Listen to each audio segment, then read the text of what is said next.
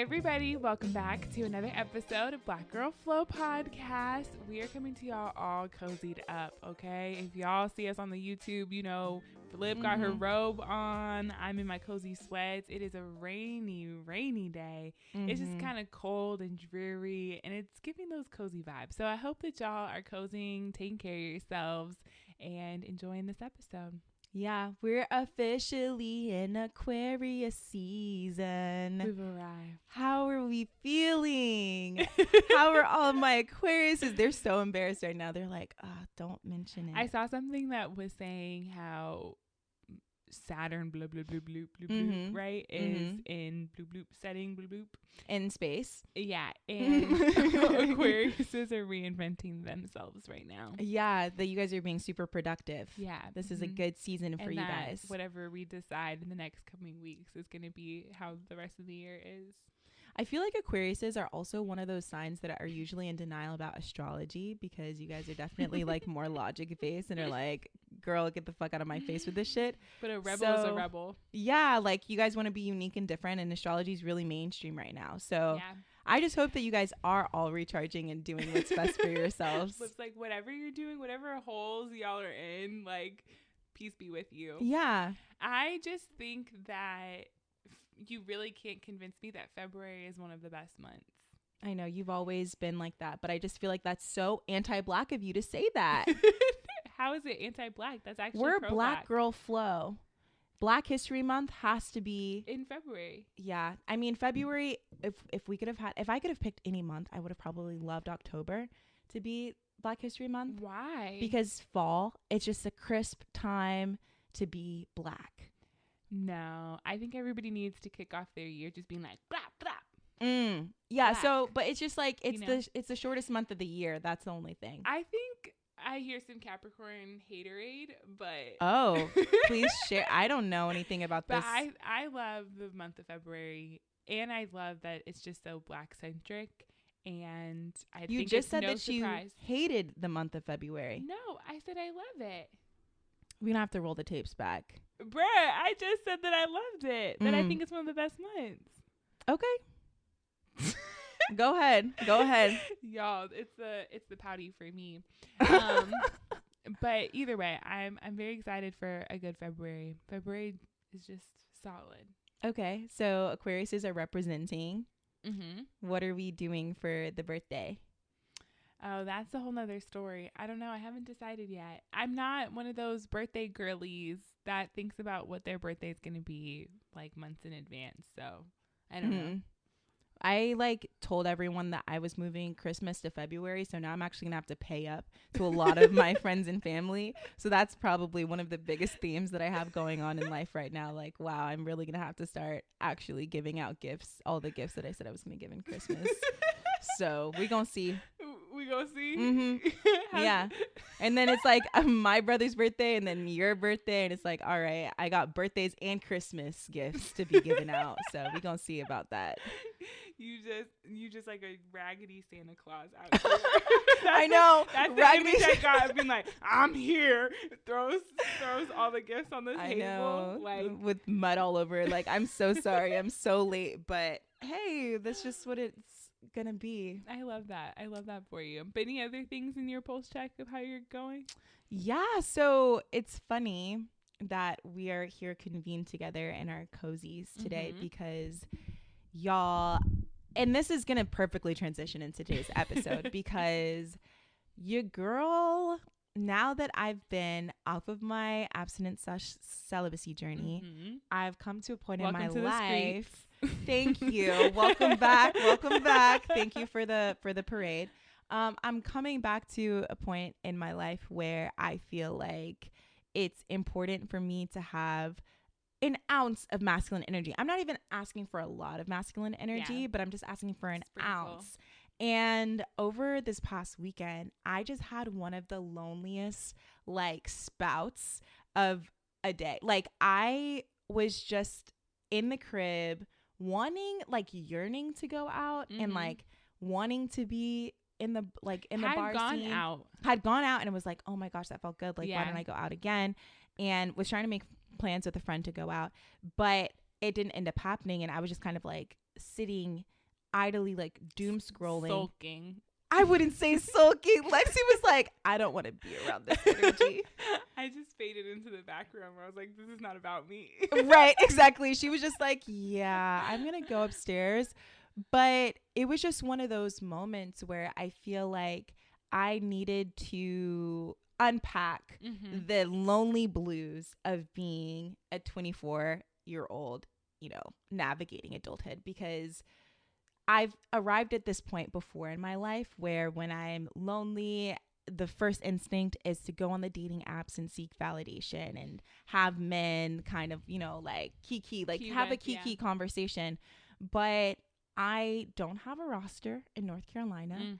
And speak on it. Once you leave the Atlanta streets, all the men kind of like you faded to the background. So I thought it would be cool to kind of open up this conversation for us to talk about the lonely times in our 20s, how to deal with them, how to redirect that energy, and also how to just like sit in it. Yeah. And that's why we're coming with the cozy energy, because we come humble.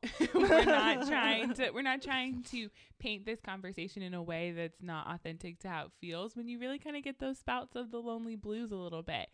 But before we enter that conversation, we do also want to be very mindful of how we're framing it and stepping into it, because we are going to be very playful into some of the mindsets and strategies of how to navigate that space. But we also know that there are people who experience bouts of loneliness that are actually depressive, and that experience is not something that can always be remedied by just mindset shifts or different perspectives, but actually have like a clinical treatment associated with it. So by no means do we want to downplay that experience for folks. And at the same time, we would never take on that conversation without having a depth and breadth of knowledge and other professionals or people who have that lived experience. So we want to just set that precursor, because y'all know we're always here for the good vibes and to talk about things that aren't always easy to talk about, like having and this desire for companionship and company and interaction.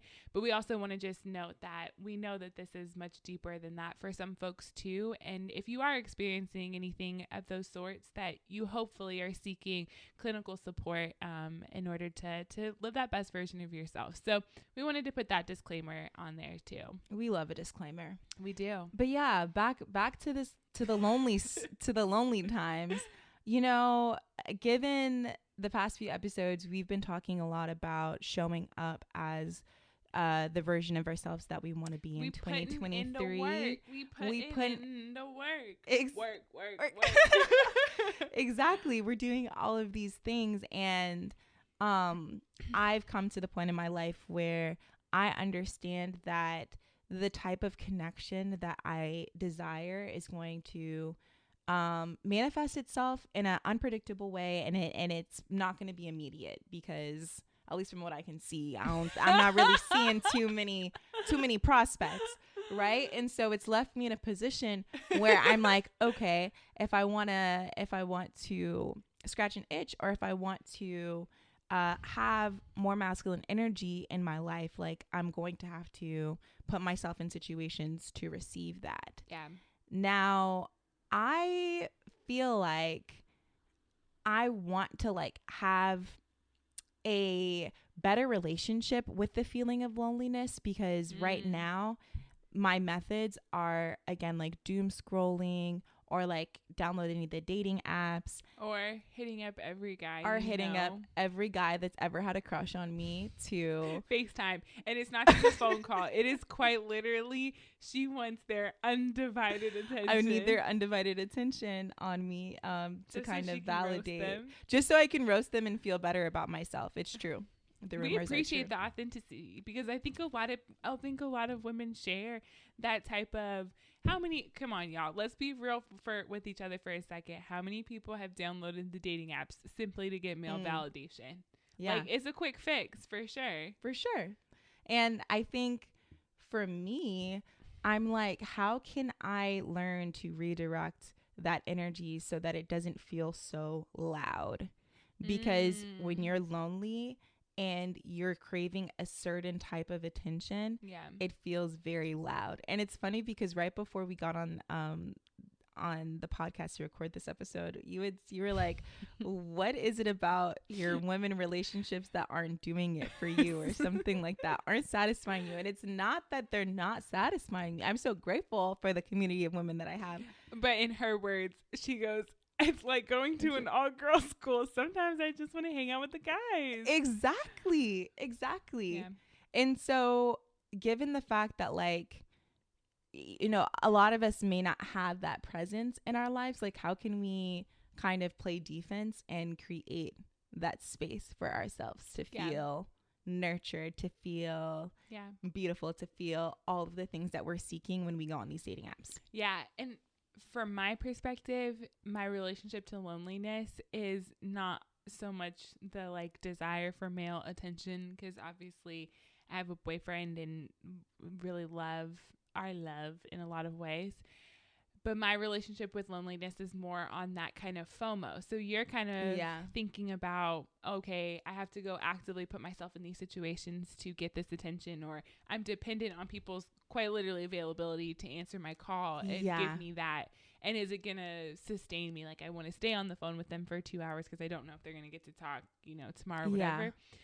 But I think for a lot of other people too, something that can be difficult is just like the FOMO around not being able to participate in activities, or seeing a group of people doing something like going to Dubai. No, I'm just kidding. Seeing a group of people and not being there to engage in that same way. And that sparks that same type of loneliness blues that are really hard to satiate. Like, it's not just watching Netflix. It really helps you feel better. It actually, like you said, just kind of numbs you to what might actually be going on deeper.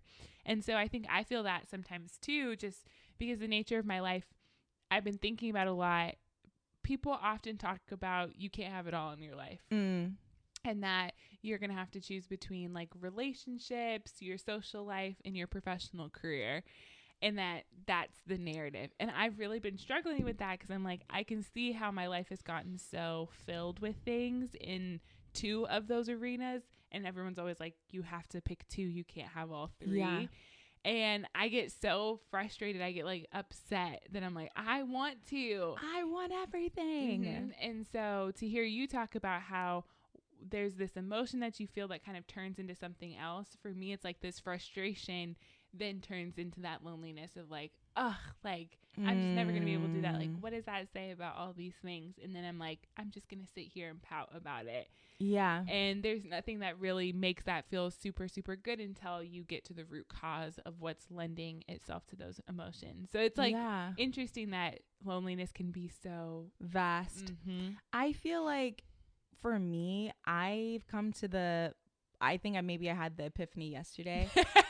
It's like I don't want to act like I've been the press, y'all. Right. I don't want to act like I've come to this understanding, because again, like this, live in a robe. You'll get the raw, y'all. I've come to this space where I'm like, okay, everything is a choice. If I really had wanted to go out and seek whatever I was seeking over the weekend, I could have done that. I had the choice to do that. Yeah. So for the people that like are trying to wait on a group of people to experience certain things with, like, I say fuck it. Like, literally just go out and solo travel, go out by yourself, take yourself out on a date, all of the things, right? I just didn't have the capacity for my social battery to be without someone that I was really comfortable with and like around a variety of energy. And so that's one thing. But the second thing I see when it comes to this conversation around loneliness in our 20s, a lot of people are like, if you're lonely or if you're waiting for a text from a guy, you're not busy enough. Like, you need to be so invested in yourself that you don't even notice. For anybody? Yeah, you don't even notice when a guy doesn't respond to you and da da da da. And when for someone like me, the phone is dry. For someone like me, since I've got such picky standards, when I have a crush, my brain chemistry is all of a sudden altered. I'm now thinking about them, and I am manifesting. I'm trying to communicate with them through the freaking frequency vibrations of the universe and be like, yo, you should really text this person now, or text me, right? But I'm not saying that my shit is strong because that's never really worked out for me, but I'm just saying my brain chemistry is altered when I have a crush. And I don't want the conversation around loneliness to be centered around like trying to find out more ways to be more productive or trying to find more ways to like, I don't know, when you think of a guy do 10 push-ups, like type stuff. We're not more so I just am interested in feeling the feeling of loneliness, like acknowledging the fact that I'm lonely, acknowledging the fact that even if it is because I want male validation for the shittiest reasons, whatever the case is, like I'm too scared to go out by myself, whatever the case is, recognizing it, sitting in it, and then being like, okay, what do I want to do with this? Exactly. And I'm not going to beat myself up for spending 10 hours on TikTok yesterday. Like it's not going to do anything for me. And I think that's another thing with social media. Like we try to seek connection via social media because like that it is like almost filling the void, but it never will like completely fill it. And sometimes even that noise of what we think will be an instant gratification of delaying that feeling of loneliness, I think actually sometimes even makes it worse. Yeah. So recently I saw a TikTok about somebody talking about all of the hyper stimulation that we have, which I'm really big on. I for a while stopped drinking coffee for this reason of like trying to throw myself in one way or another too far on the stimulated side, but was just talking about how we never are quiet. Like we wake up, we listen to music, we listen to podcasts, we're watching YouTube, we're watching Netflix. And I'm definitely that person that like while I'm brushing my teeth, like I'm watching a YouTube video, or I'm going to work and listening to a podcast. And I was like, let me just drive to work in silence and see how it is. And y'all, it's been incredible. Like, it's so nice. It's so nice to have that quiet time. The drive went by quicker. And this is a whole nother podcast topic, but I don't have one of those inner monologues that people talk about a lot, just like having constant inner voices in your head. Yeah. So it was truly just silent and it was peaceful. It was still at times can feel lonely because I'm still trying to manage that FOMO I was talking about. But there's something said about the introspection of when you really, like you said, sit in it. Like, I'm okay with just wanting to sit and feel the loneliness for a second instead of even just trying to delay it by doom scrolling and doing all these things, because it doesn't actually help you process the loneliness anymore. Yeah. And because it's such this vast emotion, we're not going to get to what we really need from it if we don't spend that time just being like, why am I, and what am I really craving? And what energy do I want to put towards this and stuff like that? So I love that you were like, I'm not trying to productivity my way out of this. Let's just park right here. I feel like another way you can get out of it is by doing it for the plot.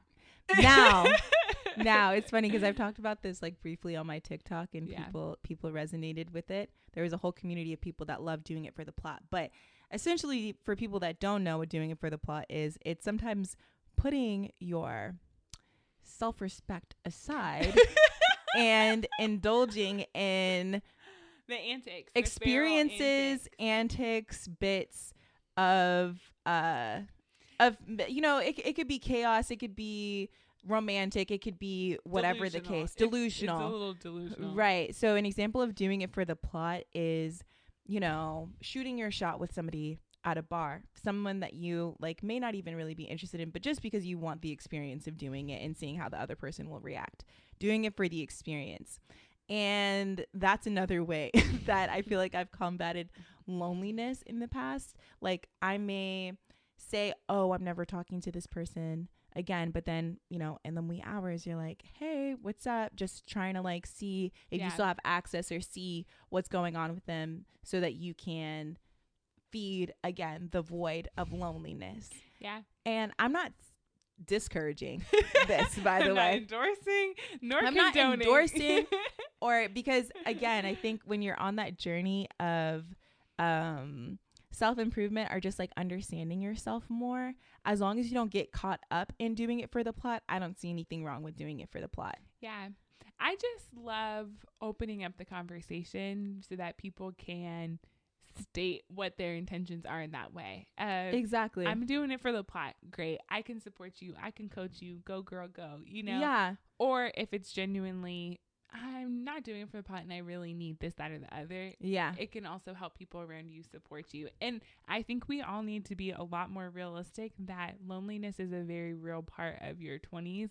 And arguably, I think just life in general, because that sense of a balancing act and the experience that you have, but then being in proximity and relationships with others can sometimes just be an overload for your system. Yeah. So I'm pro talking about this and hearing all the plots. I tried to drink it away. I And tried think to about put it. one in the air. It's crazy, girl, Kate, please. Because it's wild that there are really actually so many songs about loneliness, but we don't talk about it. Mm-mm. So there's this feeling that we all really do know of the deep pits of the sorrow in that way. Yeah. But we just really don't talk about it. But I was thinking about that too, of all the songs about loneliness. Yeah. And I'm like, this loneliness is killing me. And I kept going one after another. And I'm like, wow, for something that we don't talk about, we have really put it into art. We've got to talk about the lonely times. Yeah. I mean, it's been crazy because I probably wouldn't have even acknowledged it if you weren't living with me and had an up close movie of me sulking on the couch going through Bumble. But here we are. And it's good that we're having more of these conversations. And I want to hear from you all. How are you feeling in kind of the winter hibernation? Have you ever experienced kind of those lonely blues? What were the things that helped you, either make more sense of that experience, or things that antics you got yourself involved in? Yeah, what were the cravings you indulged? But yes, asking for a friend. Exactly. It's totally normal. But thank you guys again for tuning in to another episode. We are coming up on our 100th episode. Woo-hoo! And we want to hear from you guys. We want to hear any questions that you guys have when it comes to our personal life, podcast things. You can even ask us for advice. We, we'll do our best to give you the best advice possible. But, this is really just like a huge milestone that we're excited to hit. So slide into our DMs or click on our link tree and send us a little voice note through our Anchor platform. And we're really excited to get to hear from you all. Yes. And with that being said, peace, love, blessings. We will see you guys next time. Bye, y'all. Bye. All right. That wraps up our episode this week. We'd really appreciate if y'all could rate us on Apple and Spotify, as it really helps grow our BGF tribe and support our podcast. As always, the conversation continues on Instagram and TikTok, so connect with us there if you want to join in on all the kikis. With that said, we will see y'all next time. Rest well, folks.